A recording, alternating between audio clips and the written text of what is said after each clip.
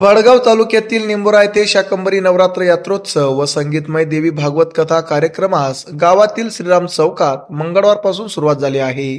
कथा निरूपणकार शिवानी महाराज वृंदावन या आहेत। आज दिनांक 10 जानेवारी रोजी रात्री 9 ते 11 वाजे दरम्यान भागवत कथा मोठ्या उत्साहात सुरू होती।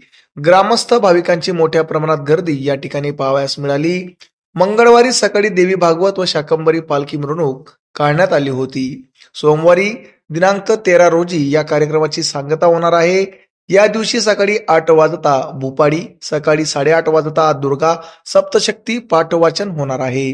सकाळी 9:30 वाजता श्रीयंत्राचे पंचोपचार, सकाळी 10:30 वाजता महानैवेद्य आरती पूजन व अभिषेक, सकाळी 11 वाजता मार्गदर्शन व जोगवा, तर दुपारी 12 वाजता महाप्रसादाचा कार्यक्रम आयोजित केलेला आहे।